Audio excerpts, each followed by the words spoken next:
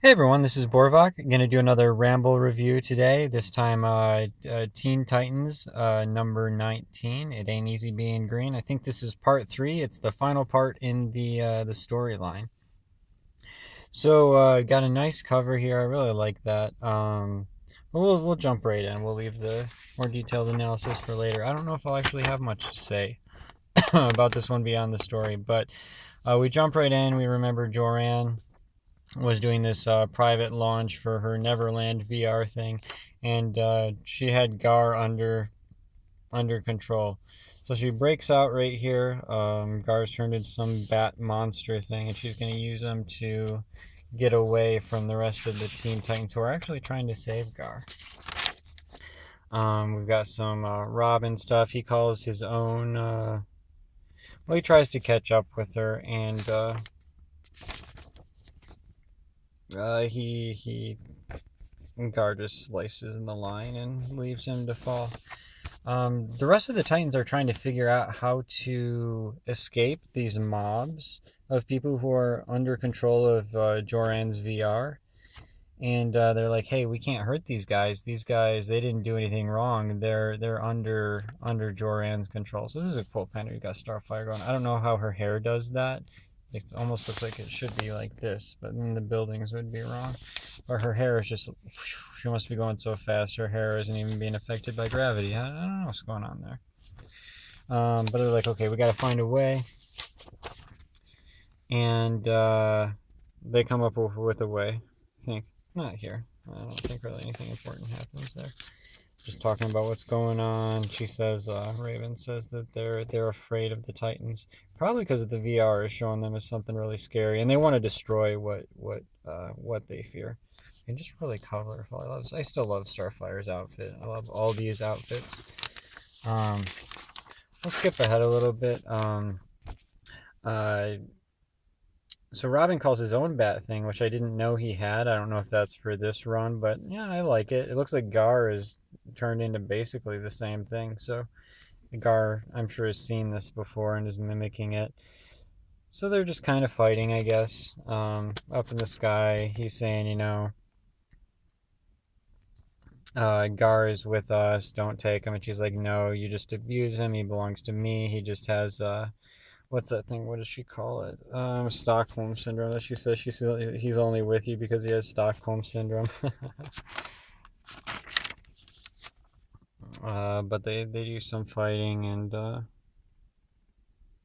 don't know what he's trying to do there. Some kind of a bat smoke thing. But they figure out the plan. They're gonna get some water with Starfire. They're gonna freeze it and keep them frozen, at least keep them from hurting any people. But that's not gonna last long. So Raven says something from like the previous issues where she was talking about hope and the symbol for hope and hope and patience. Something about that. I do like this. I don't want to forget this. Starfire says, talks to Wally about how he can jiggle through walls, and he says that it's vibrating, not jiggling. But she says you can use that power to basically go through these people's minds. Right there, just basically vibe through their minds without hurting them and take the chip out. But I like her odd use of words that don't really fit. Jiggling, her in the previous issue, she didn't understand the pupils being a reference to her eyes and not being a reference to any sort of students she might have. So I just like her misunderstanding and misuse of words. It's very cute and it's very fitting for kind of an alien character. But I'm getting distracted. They say we're gonna jiggle those things out of these people's um, out of their heads, and he says, "No, I can't do that. I'm Junior League Speedster. That's Barry Allen stuff there." And she says, "Yeah, well, I believe in you." And apparently, she's been holding out on him, like she didn't want to commit to a relationship or something. What are these? He's a teen. I don't know if she is, or she's just always biologically young, but I don't know how romantic you have to get when you're a teenager. But I don't know. She says, "I believe in you." And so apparently belief is all you need. I don't know, just doing something because someone believes in you might actually be a stupid decision. Set yourself up for some pretty big failure of hurting all these people pretty seriously. But he does it. He manages it. He vibes them all out and click, click, click, click, clink, clink, clink, clink, clink. That's really cool. And they're all back to normal. Thank goodness. Um, we got Robin crashes down and he's hoping this guy's okay. I don't know if this is Goliath. It's Goliath. Okay, that's a cool name for a bat. No justice stuff. So Joran is flying again with Gar under her mind control. They splash down, and he's like, "Hey, what's going on?" I was like in some sort of a flight simulator thing. So that's apparently how she controls people, is not just directly taking over them, though maybe she can do that too, but she makes them see things that are not really there and basically creates this circumstance around which they would want to perform the very specific actions that she's having them do. Um, so he's like, "Why are you so mad?" She's like, "I'll show you." She's mad because there's no justice.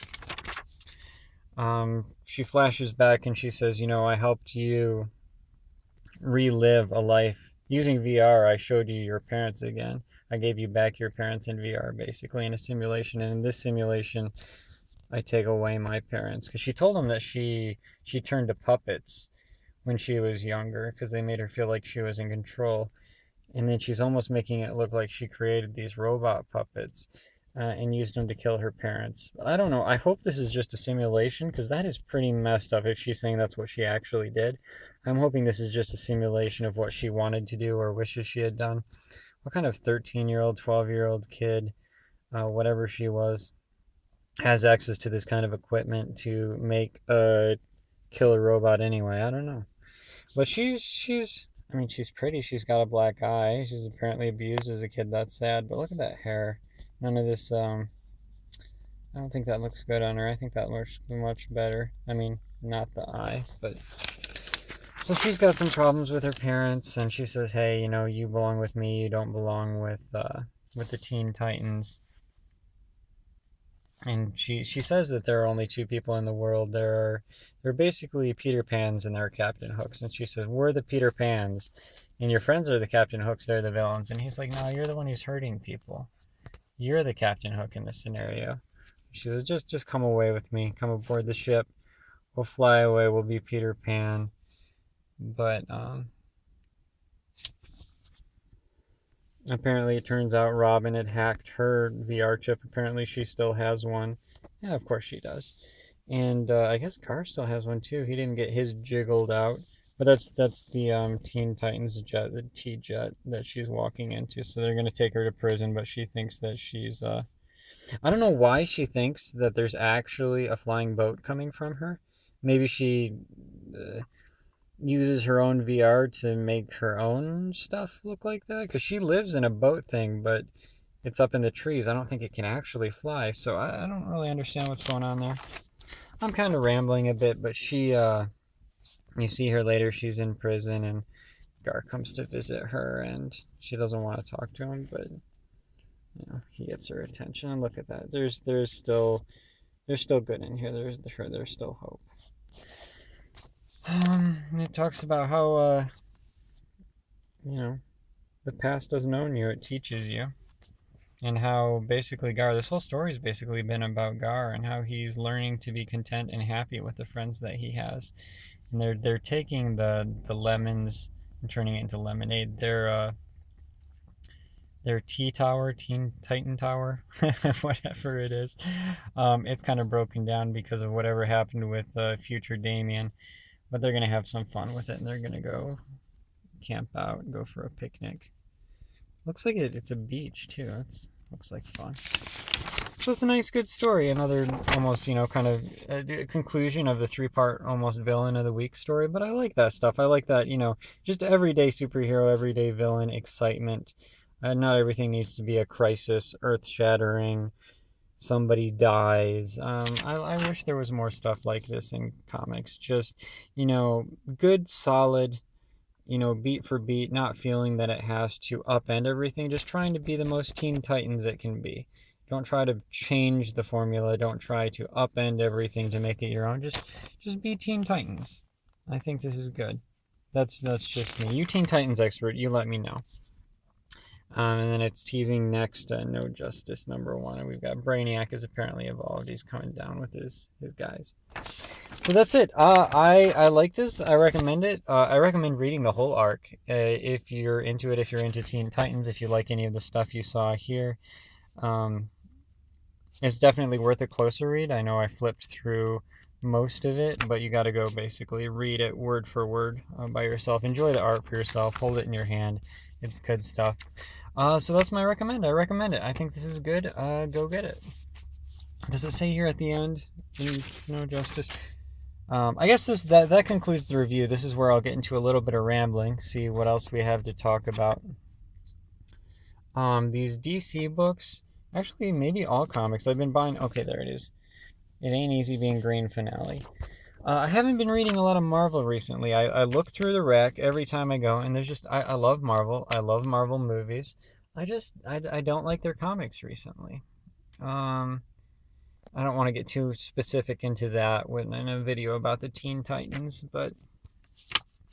what I was trying to say is I am always not sure where they're going to show the card here, the title card, whatever you want to call this, with the creators and the titles. Like, I flip through them. I usually want to check if something's the beginning of a storyline, know where I'm starting out. But it's so hard to find. Sometimes it's the last page, sometimes it's an early page, but this is the finale. Again, I love the art. I really like this style. Again, I don't know Scott Eaton, but he's apparently really good. So, and Wayne Foucher as well. All these guys come together, colorists. All these guys deserve credit for their work, of course. And it's getting darker as I talk in here, but just great art, great stuff. I do want to talk about... I'm always picking on Joran's look, apparently. I know she's supposed to be a punk, but and I'm not blaming the artist for making her that way. I love these costumes. Oh my goodness.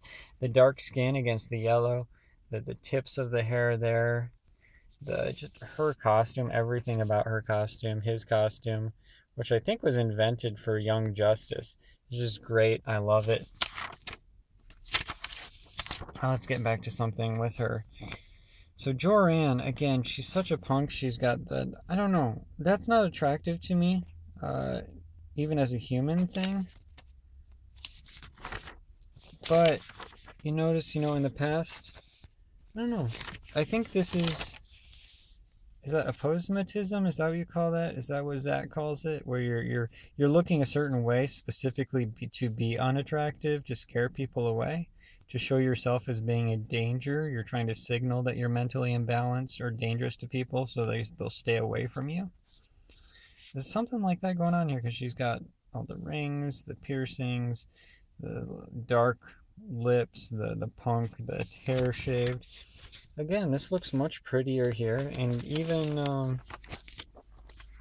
when she's in prison here, I mean, look at that. She's got the piercings out. You can see she looks like an attractive human female. I mean, she could still grow that out a little bit more and look a little prettier, I think. A lot prettier. But she's looking better in prison than she was, trying to do whatever she was trying to do with her startup. I don't think she was trying to conquer the world, but definitely backdooring people's brains. Why did she push that kid over, why did she get that kid to drive the bus off the bridge in the first issue? I don't know. I don't know that was part of a master plan, but I don't know why she did it. Well, I don't know. There's still unanswered questions. Maybe plot holes. I tend to think of plot holes generally as just unanswered questions. Sometimes they're just gaping and they're obviously plot holes. Sometimes it's like, there's probably an explanation for it we just don't know about. Maybe the author doesn't even know about it, but I'm sure someone can come up with something. Before it gets too dark, is this going to ruin the... it's not too reflective. That's fine. Not too glossy. Yeah, it is. Oh, well. I'm not too excited about this no justice thing. I was thinking about it the other day when I saw this, because I know that no justice is. Where's the ad for it? No justice. It's going to be a giant crossover thing. You know, it might be okay. You've got all these characters matched up with these different characters. I'm not against no justice. What I don't like, what I am against, and you're going to have to win me over on this, DC, if you want me to like it, because I don't, is crossover events that take over other books. I think Dark Knight's Metal did a good job. I didn't actually read it, but it kept itself within its own thing. But it's almost like it's like a holiday thing. No Justice is like a holiday. It's like Christmas. Now I'm saying I don't like it, and then I say it's like Christmas. But I'm trying to think of a better holiday. But we'll just use Christmas. Let's say you just like a good variety of foods, but then Christmas comes around and all you get is Christmas. Or let's use Thanksgiving. It No, Christmas is a better example. It's like I don't want Christmas food. I want a variety of food, but all anyone is serving is that same Christmassy sort of thing, and it's good, and I want it in its place, but I don't want it affecting all of my options. What these company-wide crossovers events do is they're basically no escapism, not on purpose and not in the political sense, but you can't escape the event.